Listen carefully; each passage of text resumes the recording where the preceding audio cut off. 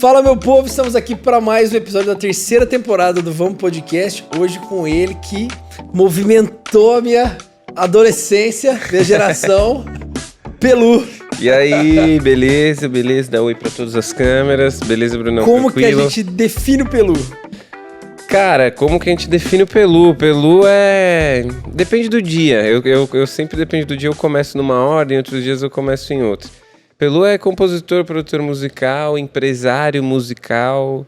Eu trabalho e vivo de música, assim, de um modo... Ex-Restart. Bem geral. Ex-Restart, ex-Selva, ex-atual da Ana Cardoso. Os caras... Cara, eu ouvi muito, assim, ó. Eu ouvi muito, porque pegou bem a minha geração, assim. Você tá com quantos anos? 31. Quantos anos você tem, Bruno? 33. É. E foi bem aquela fase, assim, moleque. Nossa, cara, Cine, Restart, Fresno, NX, consumi demais, assim. Pra mim é um privilégio ter você aqui. Pô, obrigado. Prazer Obrigado a gente tá batendo esse papo. E hoje você canta ainda, né? Eu vejo que você faz algumas coisas. Eu canto também. Eu comecei a lançar trabalhos solos no final do ano passado. E eu tenho, agora acho que são 6 ou 7 lançamentos. Mas é isso, a minha carreira ela é mais uma das coisas que eu faço relacionado à música, assim, sabe? Onde você acha que você coloca mais seu tempo hoje? Cara, também depende muito do momento. Então, por exemplo, nesse momento agora, a gente tá com muitos projetos grandes do João Guilherme. Eu sou empresário do João Guilherme, né? João Guilherme que é ator, cantor, influenciador digital. E a gente tá com 2 projetos muito grandes rodando de série dele. E muita publicidade, muitos novos projetos para o ano que vem. É gostoso. Que gostoso. Mas é um momento que a gente tá muito focado tô muito focado na carreira dele. Legal. Ao mesmo tempo, eu tenho alguns negócios novos que eu tô bem empolgado também, que são alguns selos de música. Você vai me tesourando, senão eu falo tudo de uma vez. Não, pô, vai falando, vai fazendo propaganda dos seus selos aí, vai. E então eu tô bem focado também nesses meus 2 selos de música, que é a Papaya, que é um selo de música brasileira e indie. Legal. E o Lo-Fi Land, que é um selo de lo-fi. Então, são 2 negócios que estão sendo estruturados agora também, também dá muito trabalho. Então... Eu tô numa vida meio jornada tripla, assim, nesse momento. Não tem filho ainda, né? Não tenho filho, não faz parte do plano. Assim que é bom, quando vem no susto. Você tem filhos? Não. Você falou de um jeito... Só o canino. Eu tenho uma filha canina também, mas que não dá tanto trabalho, não. Ela é de boa. Cara, não, filho é foda, né? Assim, eu acho... Está nos meus planos, mas eu acho que não bem agora, assim. Eu acho que agora é a hora dos projetos primeiro e depois o projeto filho. Né? Eu não tenho muita vontade de ter filho. É mesmo?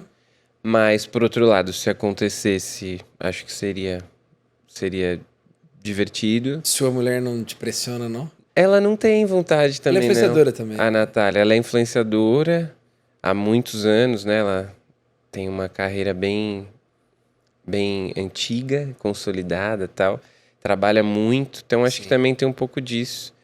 Foca em outro lugar, né? Não faz muito parte dos nossos planos, mas é aquilo, sempre pode... Eu vi outro dia, se eu não me engano, nos stories muito aleatórios da Ju e do Daniel, do D3. Você conhece a Ju? Eu já gravei com o Daniel. Ah, que legal.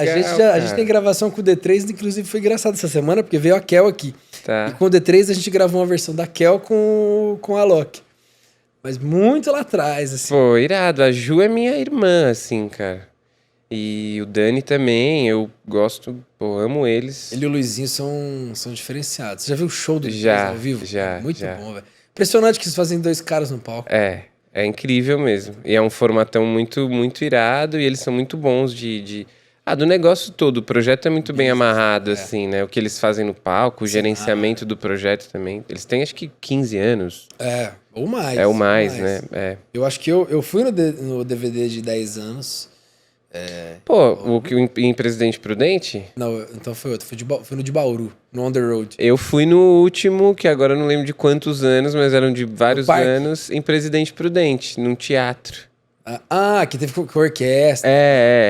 Legal. Foi esse? Foi esse. Eles no ao vivo são muito bons. Muito, muito, muito. Eles deram uma segurada agora, né? Acho que o Luizinho tá... Acho que médico, acho que a pandemia também... Também não, né? A pandemia deu uma... Não é verdade. Cortou a vida de todo mundo, né? Mas pelo que eu vi, o Dani eles estavam tocando de novo, estão tocando de novo. Eu acho que eles fazem agora, tipo, uma vez por mês, um final de semana por mês. Porque o Luizinho se formou, né? Sim. Medicina e tá Que é uma história bem louca também, né? Pagou a faculdade Pagou a faculdade fazendo... Pagou a faculdade com a música, né? Legal demais. Mas eles vendiam bem, né? Que eu tô ligado. Eles vendiam bem. É isso, mandar um beijo pra Ju, um beijo pro Dani. São muito bons. Cara, faz muito tempo que eu não falo com eles. E você nasceu aqui, você é paulistano raiz. Paulistano raiz. Eu nasci em São Paulo, vivo em São Paulo a minha vida toda. E isso, a gente tava falando isso agora um pouco, né? Eu sou apaixonado por São Paulo, assim, entendo todos os defeitos, as loucuras, os estresses de São Paulo. Já andei por praticamente, né, falando de capital, assim, todo o Brasil. Gosto muito de vários lugares, né? Mesmo você mora em Floripa, eu gosto muito de Floripa, Curitiba. Jeito que não gosta. Gosto muito do Nordeste, minha mãe é da Bahia, de Salvador. Mas, cara, São Paulo, pra mim, eu penso, mesmo pensar pra fora, assim, né? Às vezes a gente tem esse fetiche um pouco com Estados Unidos, Europa, embora. Eu gosto muito de viajar, eu tava falando isso semana passada, mas eu gosto muito de voltar, assim. Eu tenho muito... Mas você acha que é por São Paulo ou porque é pela casa? Assim, acho que obviamente o valor afetivo da coisa, ele existe, né? Sim. Então eu tenho uma vida muito privilegiada. Eu moro numa casa muito legal, com a minha parceira, com meus familiares perto, meus amigos perto. Então, sim, obviamente, se isso fosse em outro lugar, eu provavelmente gostaria desse outro lugar. Mas eu gosto muito da cidade, cara. Eu acho que ela é uma cidade ela é muito viva, e por outro lado, o bairro que eu moro e o que eu trabalho, ele permite ter um pouquinho mais de tranquilidade, as coisas são perto, eu não sinto tanto a pressão de São Paulo, assim. E é onde tudo acontece, né? Com dor no coração. Você tava reclamando um pouco. Cá estamos mais uma semana. Mas geralmente são semanas legais, assim. Quando a gente vem pra cá, a gente fica muito extasiado, porque a gente grava com uma galera muito legal num espaço muito curto de tempo. Então a gente fica sempre na loucura, assim, gravando a semana inteira. E acaba não sentindo tanto o baque de São Paulo. Mas é uma semaninha. E aí você volta. Aí tem que voltar pra recarregar. Mas qual que é o seu lance em Floripa, assim? Você é praia? É a cidade em si? É a praia e a cidade em si? Cara, e não é nem só Floripa, assim. Eu morei em Joinville, que nem é uma cidade de praia. Morei em Balneário Camboriú e tô em Floripa agora porque eu abri a unidade do escritório lá e tô ficando lá direto. Eu acho que o Sul... Eu não posso falar com tanta propriedade de Paraná e Rio Grande do Sul, mas Santa Catarina a energia é um pouco diferente, assim. O humor das pessoas é diferente. Eu acho que viver perto de praia faz isso. Você ter um pouco mais de leveza, você tá num lugar onde as pessoas apreciam as coisas mais simples, assim. As pequenas coisas. Cara, você passear com um cachorro na praia. Isso é muito bobo, mas é muito gostoso e isso muda o seu dia. Eu saí daqui... Você mora perto da praia? 3 quarteirões. Você sair daqui... Tipo, a gente tá na Berrine. Sair daqui da Berrine, eu dou uma volta com o meu cachorro aqui no quarteirão, até ele tá... Que porra é essa? Noiadão. E, chegar lá assim é tranquilo. Eu moro num bairro mais afastado também, né? Que só tem velho. Nossa, cara, meus amigos têm 75 anos, nunca vão ver isso aqui. Mas é muito mais leve, assim. Eu sinto a diferença. Eu não vou falar... Vou dar um exemplo muito passível de ser cancelado por isso, mas tem uma diferença que eu costumo dar pra você pensar assim, no mood paulistano e no mood catarinense. Se você encontra um cara caído no chão em São Paulo... Você encontra um cara caído no chão em Santa Catarina, as pessoas querem entender por que ele tá caído, o que tá acontecendo, por que ele tá ali e tal. Se você encontra um cara caído aqui na Berrine, as pessoas vão estar meio putas que ele tá impedindo a passagem. É um negócio... Não tô generalizando, hein? Não, mas não tô nem... Eu entendo o que você tá falando, mas não sei, cara, eu acho que eu entendo como eu falei, né, o estresse e a tensão de São Paulo, mas acho que também tem muito do que você se propõe a viver em São Paulo e, obviamente, do lugar e da condição financeira que você vai ter, isso em qualquer lugar, né? Então, acho que São Paulo, quando você... já que você mora aqui, aí você tem que se virar com essa loucura, acho que tem muitas possibilidades também de você se adaptar, de você fazer conexões e de você viver um lugar. Obviamente, você não vai ter a praia e você vai sair com o seu cachorro, com sua cachorra e vai ser a sua loucura meio que em qualquer lugar. É que não é nem só a praia também. Quando eu morava aqui, eu morava inclusive aqui na Chácara Santo Antônio, então era um lugar super tranquilo, trabalhava perto. Gastava muito pra morar perto do trabalho. Claro. O que pra mim já é incompatível. Eu gasto metade disso hoje pra morar 3 quarteirões da praia.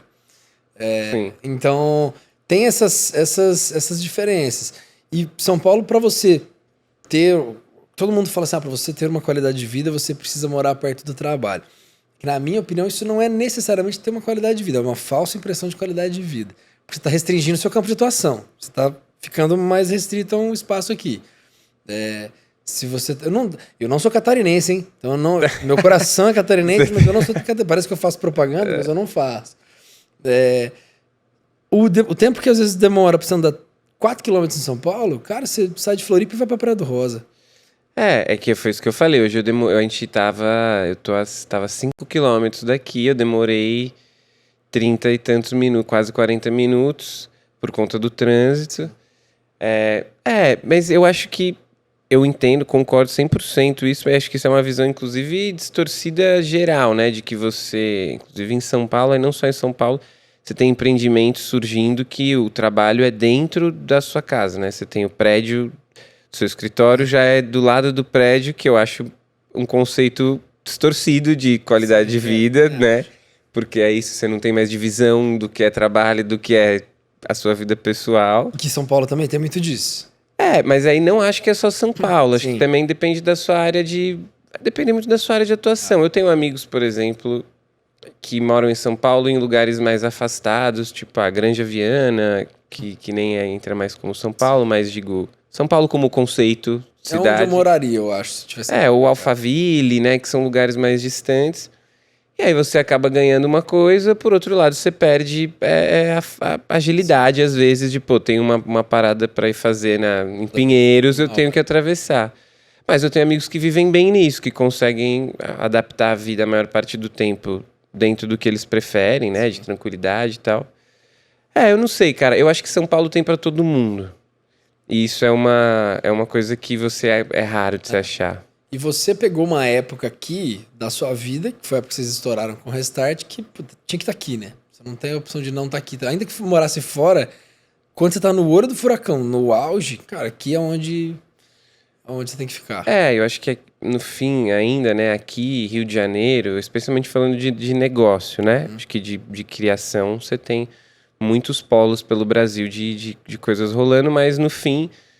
A maioria dos escritórios das pessoas de business está ou em São Paulo ou estão no Rio. Então, a gente ia muito pro Rio também, por exemplo, na época da Restart. Eu ainda vou muito pro Rio, porque você ainda tem muita... Né? Ainda não, né? Você tem muita coisa que rola lá. Então, a gente rodava muito. Então, realmente, se não morasse em São Paulo, teria um dificultador, mas que... Também hoje em dia acho que não é tanto, né? Você tem hoje, sei lá, a gente tava falando do Lagum, por exemplo, nem sei se eles moram aqui, mas acho que eles moram em o Pedro mora em Brumadinho. Então, e que no fim é isso, acho que também você adapta a sua vida e faz sacrifícios em algum nível, dependendo do que você quer, do que você quer fazer, né? O movimento, muita gente veio do Rio para São Paulo, né? São Paulo cresceu muito da parte de business, Rio deu uma enxugada, assim. E o que... Na época do Restart, você tinha quantos anos? Eu tinha... Cara, a Restart começou... Eu tinha 17. Precisou pedir liberação dos pais. 17, 17 aos 24. Eu passei um tempo curto, eu tive que pedir. Os meninos é bom, né? Um costume. O Koba, o P, o Tominhas, eles demoraram um pouquinho mais. Eles são um ano mais novos que eu, então a gente viveu um tempinho com... Eles viveram um tempo... relativamente grande, tendo que ter assinatura do Vocês pai têm e da amizade mãe. ainda ou não? Temos, pô, a gente é amigo. Nunca deixamos de ser amigo, né? E na época vocês faziam muito show, né? Porque foi um furacão, né? Cara, a gente fez muito. Foram 7 anos de banda, né? Então. Pô, nesses 7 anos nem sei quantos shows. É uma conta que eu já tentei fazer algumas vezes, mas muitos shows. E a gente tinha uma agenda muito intensa de imprensa também, né? Então, se você olhar hoje, né? Você tem artistas hoje que fazem sertanejo, MC, por exemplo, às vezes tem agenda de 20, 25, 30 shows no mês. A gente nunca fez esse número de shows, mas a gente fazia, sei lá, 12, 15. Só que a gente tinha normalmente mais 8, 10 dias por mês Sim, de imprensa, né? sim. Então, era uma... Eu acho que o pop não tem muito essa coisa de 20, 30 shows por mês. Não funciona. Eu acho isso vou falar sem nenhum dado, tá? Um achismo. Eu acho que gêneros que você consegue vender além do show, a festa, né? Então, o sertanejo tem um pouco disso, o funk tem bastante disso. Acho que facilita, às vezes, vendas, muitas vendas, porque nem sempre é necessariamente só o seu show, né? Às vezes você tá num line com outros artistas, às vezes você é uma atração de uma noite. E no nosso caso, normalmente era o nosso show. Então isso também dificulta. Logística, né? É verdade. Pra você fazer 2, 3, 4 shows, você precisa ter 3, 4 backlines. Como a gente era banda, também é um formato que é mais chatinho de ficar carregando. Passagem de som, diferente de um exato. Safadão. Monta 3 bandas, joga uma lá em Belém, outra em Floripa. E acho que também tem gente que lida melhor, vai melhor que com isso, né? Tipo, a galera de sertanejo, por exemplo, já tem muito a mão de fazer isso, né? Então você vê Jorge Mateus, ou Safadão, ou Mateus Cauã, sei lá. Às vezes tem 2, 3 shows na noite, se você for nos 3, pô, a qualidade é impecável, 3 equipes diferentes, às vezes 2, 3 bandas diferentes funcionando igual, cara. Isso é foda, assim, né? Tem que tirar o chapéu mesmo. Facilita, né? Quando você vende a 400, 500, Claro. aí fica mais fácil. Facilita. Né? Obviamente, ter o dinheiro sempre facilita pra você. Você não precisa ir lá esperar o voo da Latam.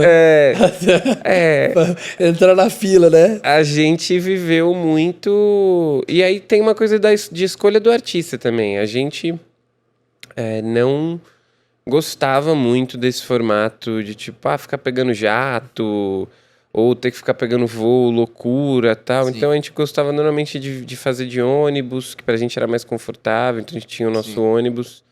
Às vezes a gente ia, sei lá, vai tocar em Floripa, se dava logística, a gente preferia ir de ônibus, 8 horas, 9 horas, mas, pega um horário, vai dormindo, chega na cidade já descansado. Já faz balneário, já tenta fazer uma logística, faz mais shows. Do que pegar aeroporto ou ficar andando de jato. Eu sou contra jato. Porque na época vocês estudavam. Eu também sou um pouco assim.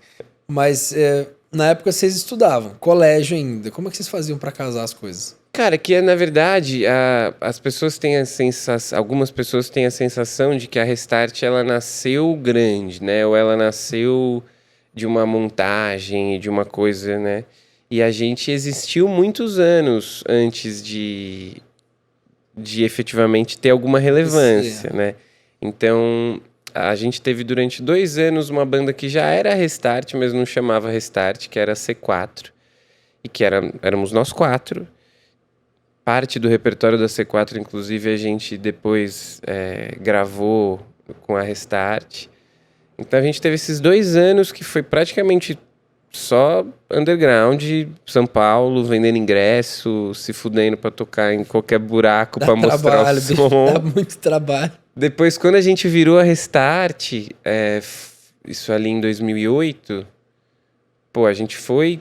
O estouro mesmo foi meio de 2010. A gente tem 2 anos, 2 anos e meio de Restart. Foi só 2010?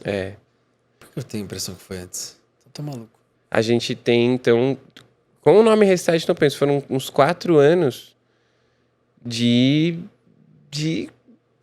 furada, de tocando em qualquer lugar pra divulgar o som. A vida do músico normal. Juntando moedinha pra ensaiar, né? Então, Quando a Restart estourou, a gente já não estava mais no colégio. A gente tinha acabado ali de se formar, mas já não estava no colégio, já era maior de idade.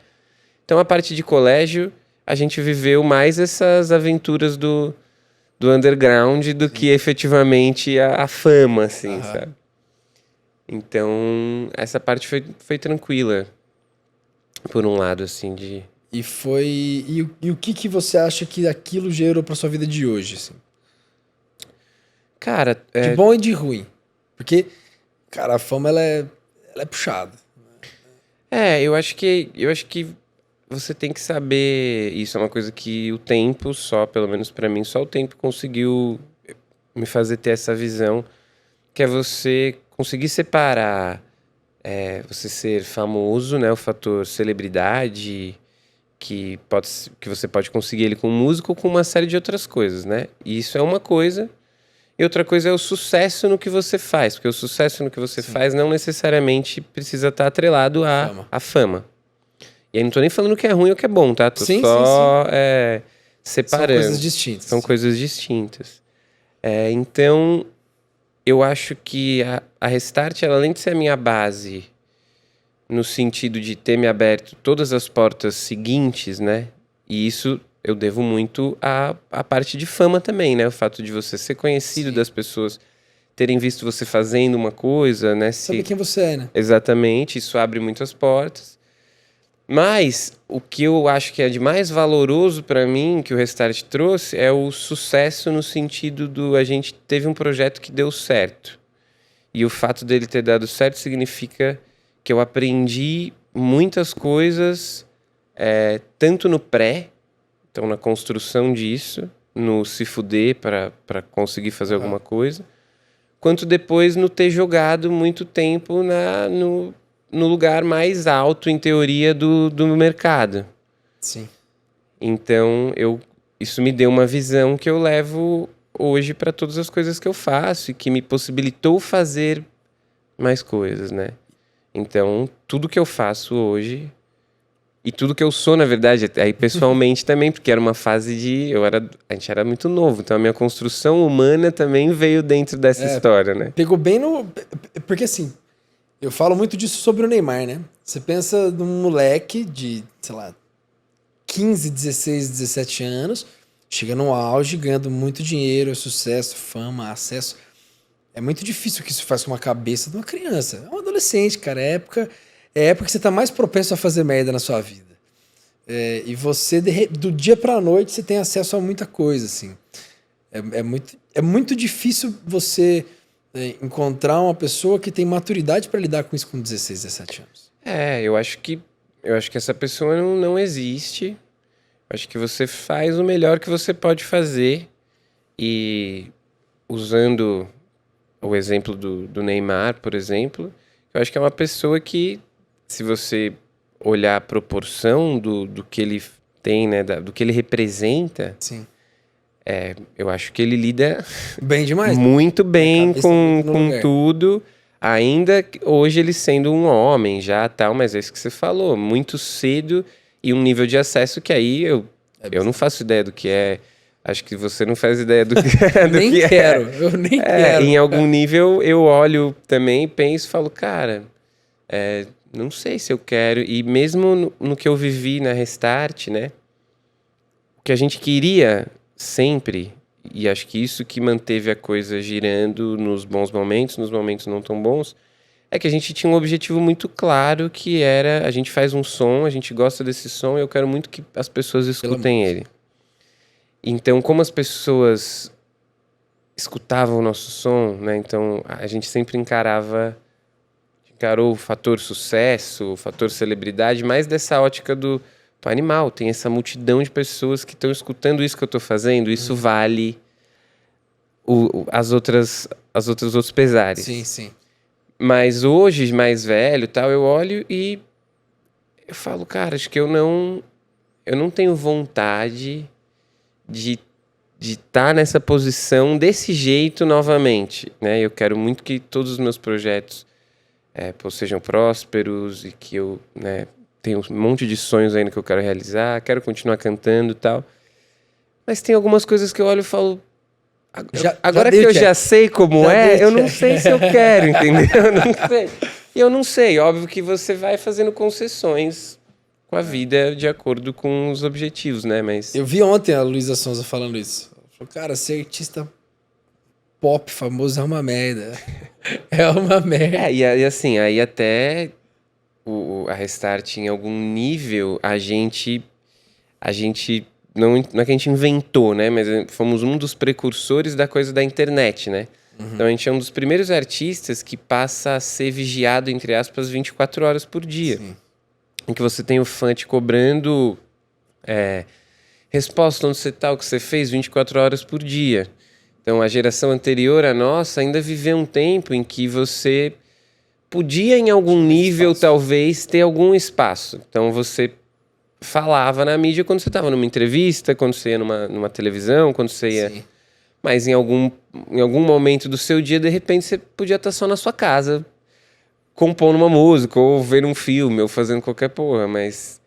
E a gente é um dos primeiros que, com o Twitter, com a coisa, eu fico... né? E hoje em dia, isso escalou para esse lugar insano em que todo mundo é também influenciador digital. Então, vigiado o tempo inteiro.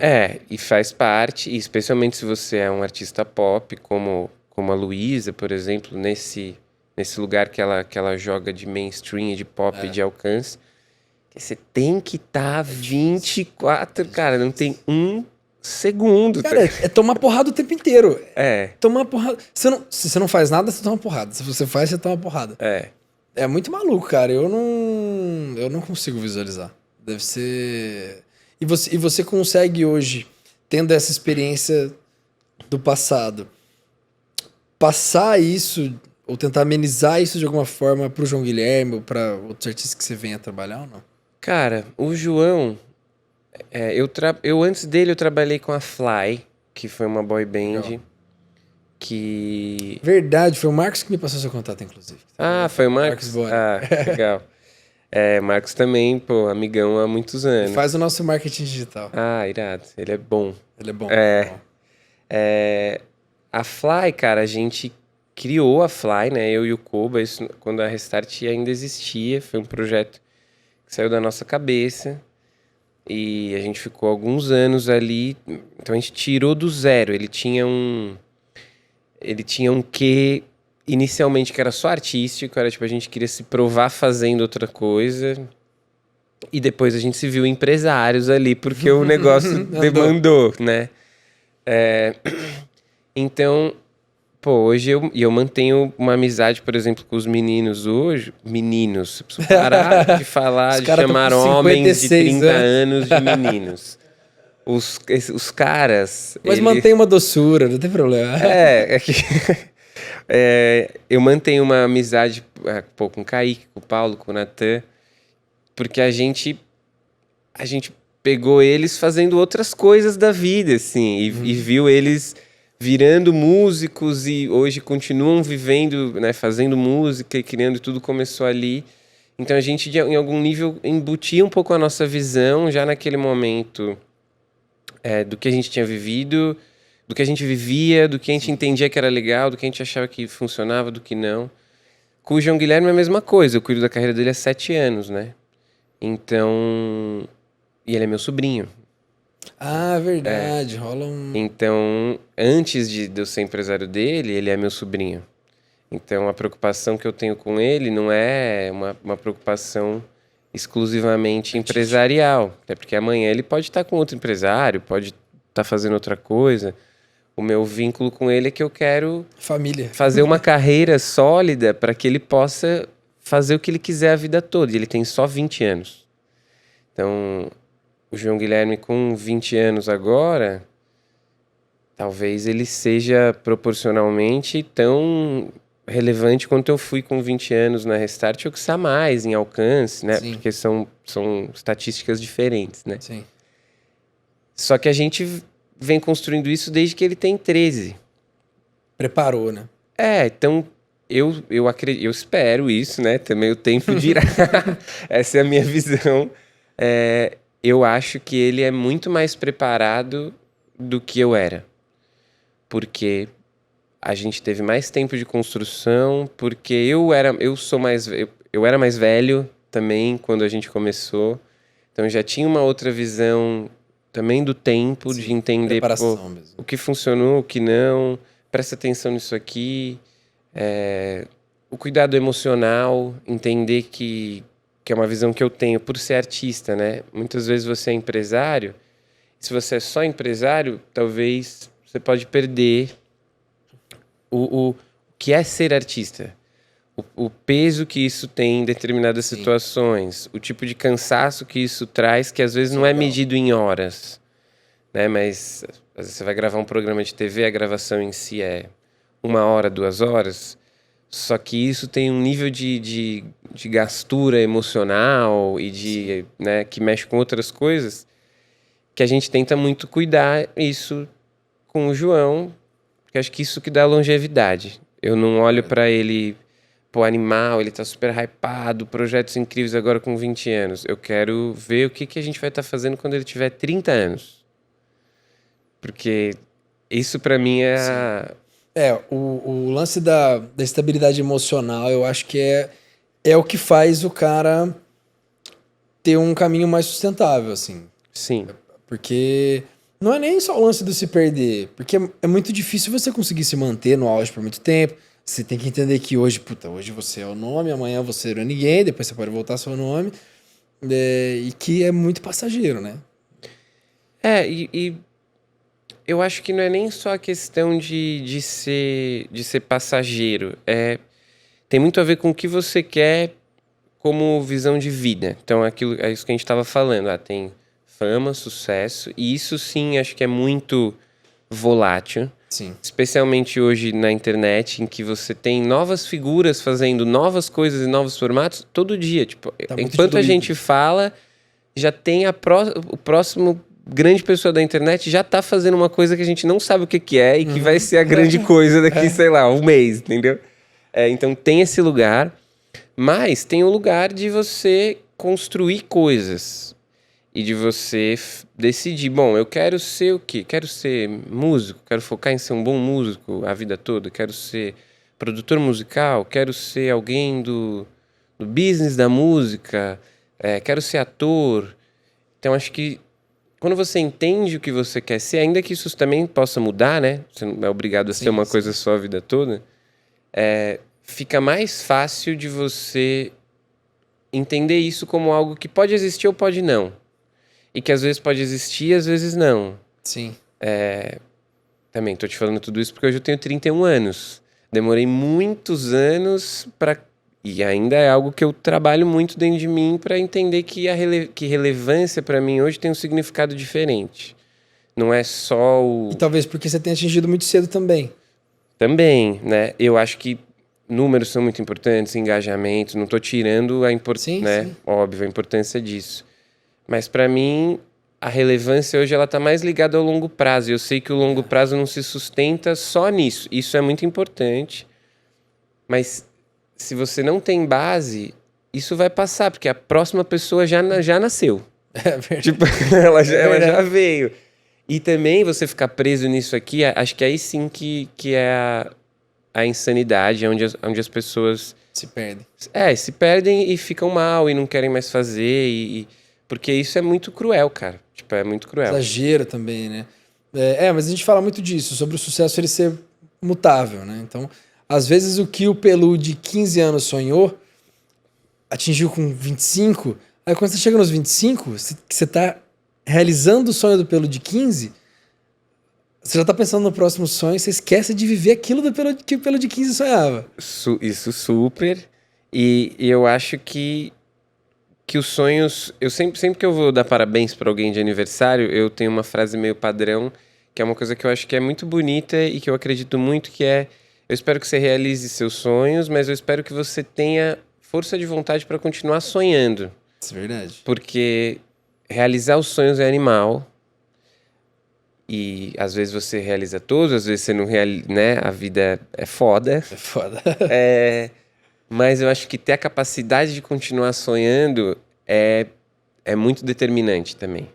Porque senão é independente de você realizar ou não. Porque Sim. Se você não consegue ter essa força de planejar novas coisas, de sonhar novas coisas, se os seus sonhos não se realizam, você se frustra, porque você não tem, de repente, nova vontade, novo objetivo. E se os seus sonhos se realizam, você se frustra também, porque aí você fala, bom, e agora? A hora acabou? É isso, entendeu? Né? Ou você fica numa... E acho que isso também tem um equilíbrio que não é a insanidade do parar nunca. Tipo, a gente tava na nossa conversa de São Paulo, Santa Catarina, que acho que isso tem muito uma lógica de ritmo de vida também, né? Muito. De você conseguir determinar um ritmo de vida que você não seja dependente única e exclusivamente do que você está fazendo, seja o que for, né? Mas esses são coisas que... E eu tô falando aqui como se eu aplicasse 100% na minha vida, mas óbvio que não, né? Tem muita coisa que é... Mas os 3 anos que eu fiquei aqui, em São Paulo, cara, foram 3 anos que eu vim para focar no trabalho. E na época eu trabalhava em multinacional, era uma outra realidade da minha vida, assim. E aí a pandemia, eu falei, cara, eu vou tirar alguns dos meus sonhos do papel. Que um deles era abrir o escritório. Eu já tinha banda e tal, podcast também brotou durante a pandemia, mas podcast foi uma coisa completamente aleatória que brotou. E eu abri o escritório, já queria voltar para Santa Catarina. Hoje eu trabalho mais do que quando eu morava em São Paulo, mas eu tenho mais recargas de energia do que eu tinha quando eu morava aqui. Então, para mim, embora eu trabalhe mais, fica mais leve. Eu vejo que hoje você trabalha com coisas que você tá à frente, mas que não necessariamente levam o seu nome, que é o próprio caso do João Guilherme, que é o caso do selo e tudo mais. Eu vejo um caminho muito... não comum, mas eu vejo que muita gente, depois que estoura, tem uma fase de fama, depois tem uma fase de fazer algo pelos outros, assim, de tirar um pouco, sair um pouco do front e fazer um pouco pelos outros, assim. Você hoje, o que te dá mais prazer das coisas que você faz? Cara, eu acho que eu sigo numa autodescoberta de prazeres, profissionalmente falando. Então, durante muito tempo eu achei que meu único prazer profissional estava relacionado a estar no palco. E eu acho que tem muita gente que realmente é isso. Que pessoas que precisam estar no palco a vida toda. E amém, que bom que essas pessoas existem. Que estejam. E que estejam. Eu acho que isso tem ônus e bônus. Com o tempo, mas isso já na própria Restart, cara, se eu te contar, que aí o podcast vai virar 5 horas de conversa. Mas no auge da Restart, eu inventei de abrir uma imobiliária, olha a loucura na cabeça. Que aleatório. Aleatório. Mas, sinal que tava rendendo bem. Não, mas era uma... Não tava comprando imóveis. Era uma lógica... Eu tinha um amigo... Eu já sou um exemplo, tá? Que ele é o mais esdrúxulo, mas é pra você entender a minha cabeça. Eu tinha um amigo que na época ele era coordenador de alguma imobiliária grande e a gente era muito, muito próximo. E eu lembro dele falar...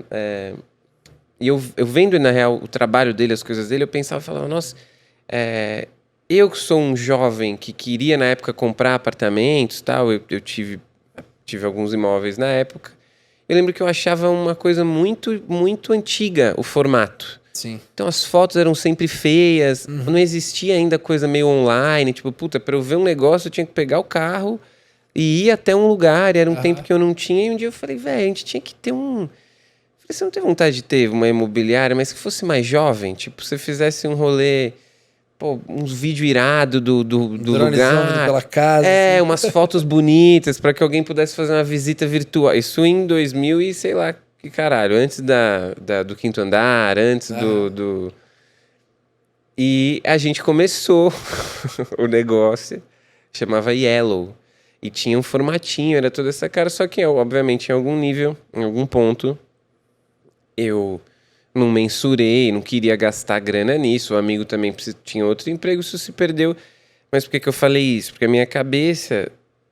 Eu sempre sigo buscando novas possibilidades. Sim. Então, durante muito tempo, eu achei que eu só seria feliz fazendo uma coisa. E quando eu percebi que não necessariamente... no meu caso, a minha vida ampliou. Então, eu tenho, por exemplo, clínicas de estética com a minha irmã, que é um Caralho, negócio... esse é um negócio... A gente vai deixar aqui o link de todos os CNPJ. As clínicas, elas chamam Estúdio Mais. Esse é um negócio que, pô, a gente tem... são 10, 15 lojas. É um negócio bem grande. Eu não toco nada do negócio. Ele é gerenciado pelo meu cunhado e pela minha irmã, que são os donos da marca e tal. Mas é um negócio que eu, em algum ponto, eu passei uns bons 2, 3 anos muito envolvido. Sim. Indo em shopping, entendendo de franquia. E eu, em algum nível, encontrei um prazer naquilo ali durante um prazo. Sim. Então, hoje, na minha vida, eu entendi que eu preciso mexer com música. Que esse é o lugar onde... Aí, falando de prazer, tirando... Aí já é vício. É um vício bom. Eu gosto de música, mas eu entendi que não necessariamente sempre eu preciso ser o portador da música. Então, eu gosto muito de tocar. Tenho músicas, eu componho, eu sigo compondo. Tenho um catálogo com mais de 200 composições. Eu sou produtor musical. Estar no estúdio é algo que eu descobri. A pandemia me forçou eu precisava produzir mais por uma questão financeira, inicialmente. Eu falei, cara, eu gosto de estar dentro do estúdio. Mais do que eu achava que eu gostava. Tipo, né? Então, sei lá, hoje eu vou sair daqui de tarde, eu tenho 2 produções para terminar. Mas eu gosto muito da parte de negócio também. O business da música é legal. Então... Pô, o que eu faço com o João Guilherme, apesar dele agora, por exemplo, não estar tão focado em música, mas eu curto demais ver as coisas acontecendo, levantar um projeto. Então, hoje eu saio da nossa gravação, vou lá gravar uma publicidade com ele. Pô, a gente roteirizou, e aí o briefing, entender como o mercado está funcionando, um produto que está se relacionando, se olhar uma marca muito relevante que está se relacionando com esse artista que a gente construiu juntos. Isso tem um prazer, Isso é legal, isso é legal. Os meus selos de música, que não necessariamente eu produzo tudo, então é um lugar que eu estou descobrindo agora. De, pô, mas eu vou trabalhar uma música que eu não escrevi, que eu não produzi e tal. Inicialmente era esquisito. E agora eu tô num puta tesão de, tipo, eu tenho uma noite por semana, eu faço audição.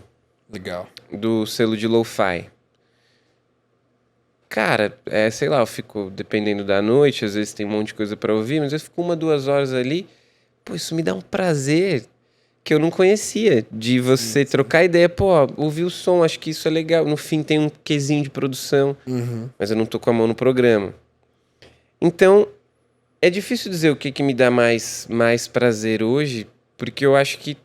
É o ciclo. Eu acho que são momentos.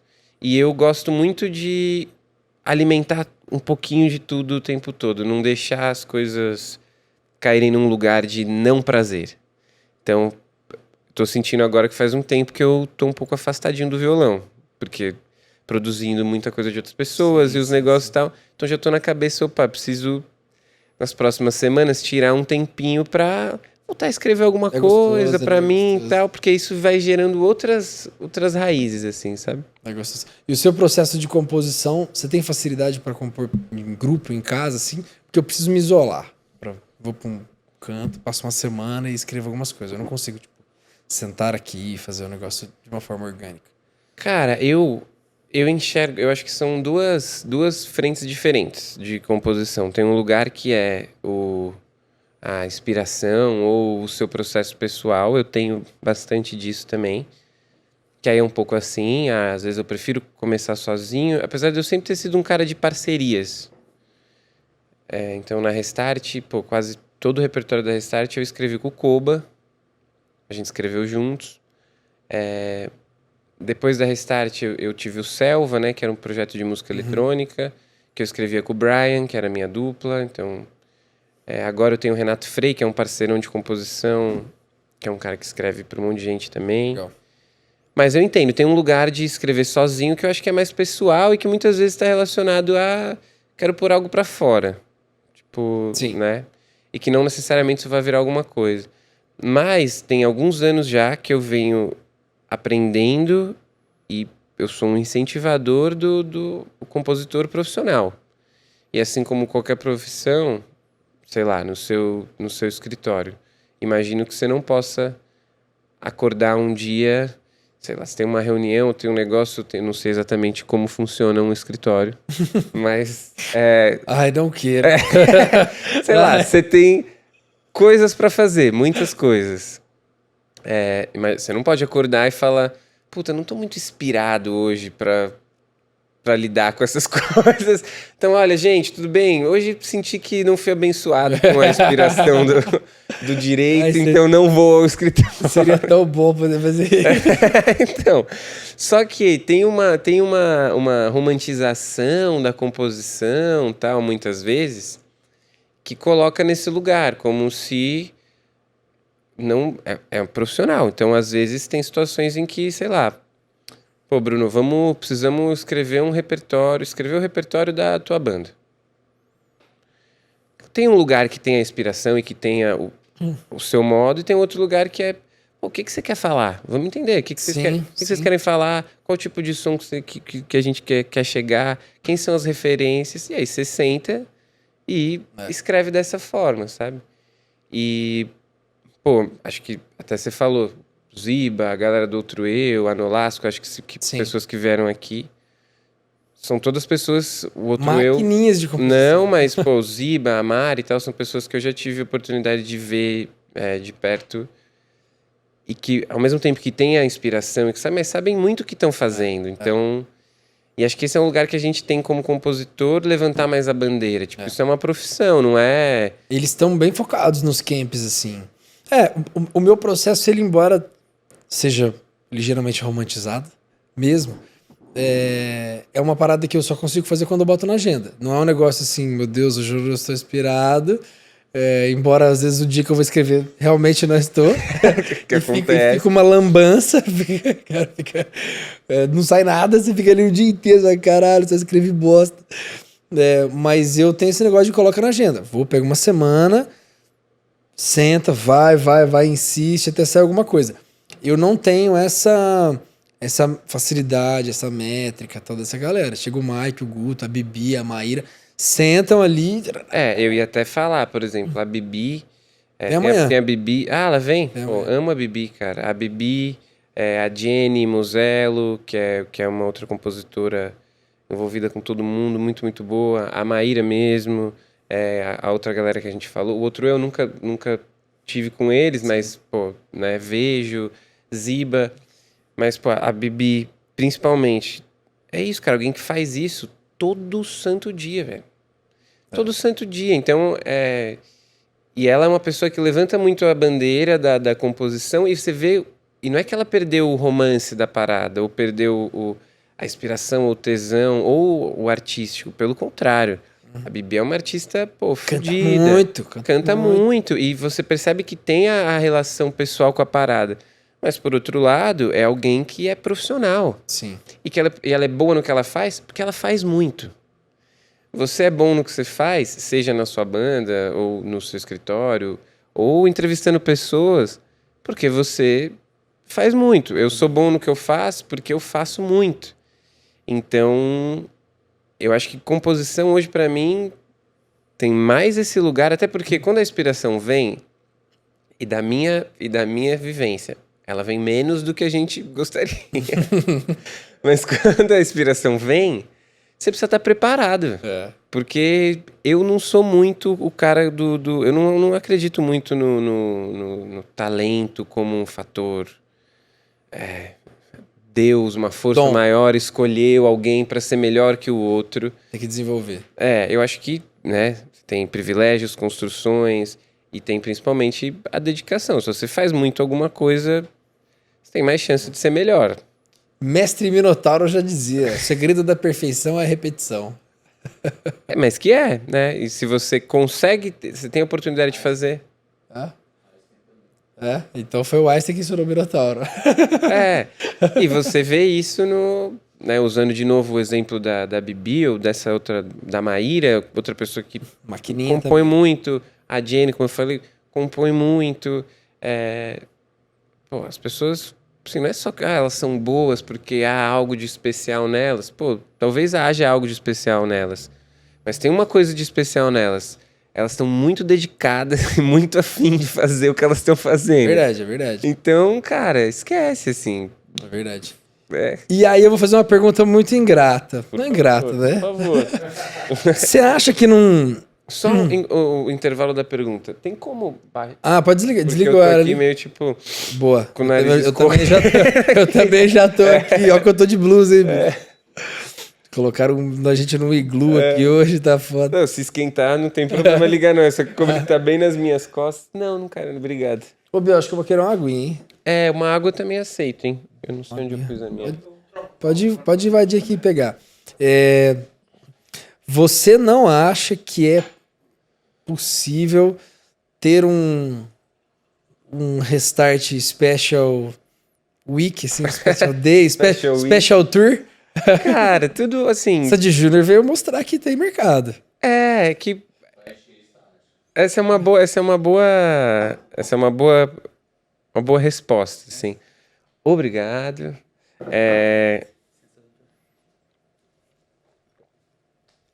O fator mercado pra gente, obviamente, posso pôr aqui? Ou aqui estraga o quadro. Não, pode deixar isso. O fator mercado, dinheiro, etc., lógico, ele é muito importante, porque ele é importante em qualquer negócio.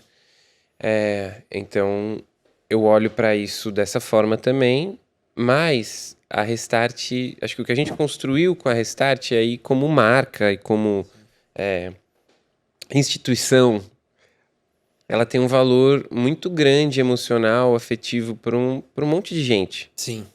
Então, acho que a gente jamais faria nada sob a única motivador, tipo, tem um mercado, tem a oportunidade.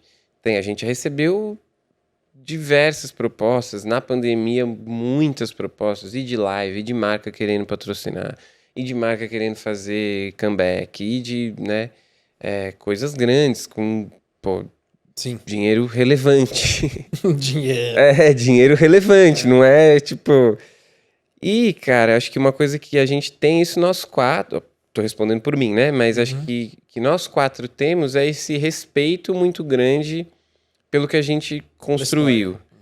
Inclusive a nossa pausa ali, a nossa parada, ela tem a ver com isso. A gente se enxergar num momento em que a gente já não estava mais tão afim de fazer aquilo. E aí fazer por fazer, ou porque em teoria você pode continuar sendo famoso, ou porque você pode... Mas vocês não estavam mais afim de fazer pelo rolê todo ou cansaram da música, cansaram do show? Da música não, né? Porque não tem como cansar. Não, da música não, shows. porque até, assim, na sequência todo mundo engatou coisas de música diferentes, né? Mas... Imobiliárias. As imobiliárias vieram antes, né? Mas, não, cara, eu acho que a gente tava ali... É isso, né? A Restart, a gente trabalhou muito, foram 7 anos muito intensos, né? Então eles foram intensos quando a gente não era ninguém, eles eram muito intensos e muito cansativos emocionalmente e fisicamente. Nós não somos pessoas, a gente não veio de famílias ricas ou que tinham grana, então a gente sempre fez as coisas muito em cima de uma lógica de trabalhar com outra coisa e de pegar um dinheirinho e investir ali, vamos organizar show e se fuder ali pra conseguir pôr a banda pra tocar. A gente sempre teve muito apoio familiar, mas dentro de um limite, ainda que com vários privilégios, mas com vários limites. Então a gente ralou muito.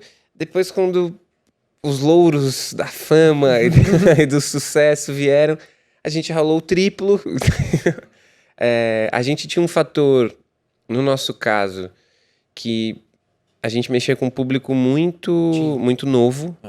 Então tinha uma responsabilidade de exemplo que também era muito pesado e era muito puxado, né? De você ser uma persona que, a gente não podia, sei lá, nos primeiros momentos, havia um combinado entre nós de não sair nem com latinha de cerveja na foto. Sim. Influenciava, né? Então era um nível de responsabilidade que na época nós achávamos que tinha que ter, até um pouco, olhando hoje, um pouco exagerado, mas era a forma que a gente encontrou de fazer. Então era uma pressão muito grande, a gente viveu muitos anos dentro de casa, praticamente, né? Então saía, trabalhava, nenhum lugar que a gente ia era possível de você fazer nada. Você não podia ir num shopping, você não podia ir numa balada, você não podia sair com os amigos, era sempre na minha casa, e isso, pelo amor de Deus, não tô, Sim, não tô reclamando. É o ônus e o bônus da fama. Exato, mas em algum nível a gente tava um pouco meio de saco cheio. Sim. E cansado, na real, né? Cansado. E provavelmente um monte de gente vai ver isso, vai falar, queria ver, se você cansado tem que estar. Quem pega... Na roça. Sim, eu sei, eu entendo a diferença do... Mas o cansaço mental, ele é muito pesado. Sim, e porra, pelo amor de Deus, a gente viveu coisas incríveis e eu sou muito, muito grato, muito feliz com tudo e a gente foi muito feliz fazendo aquilo.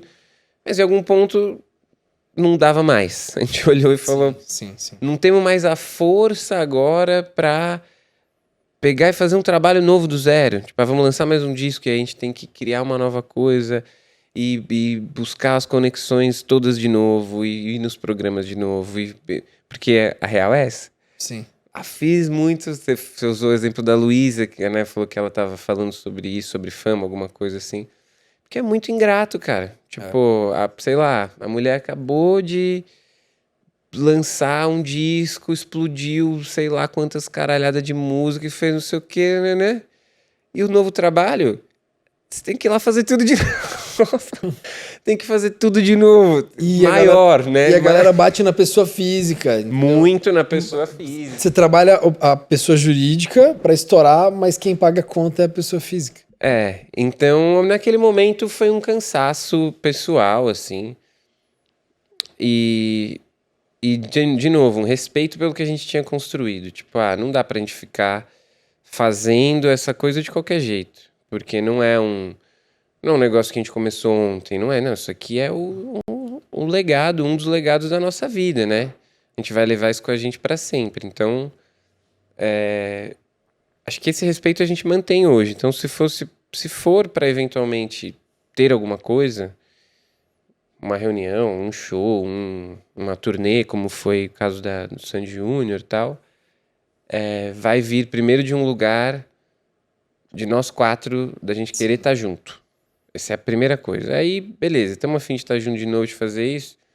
Agora vamos entender como que o mercado vai responder a isso, se é viável fazer, se não é, e entre as questões práticas.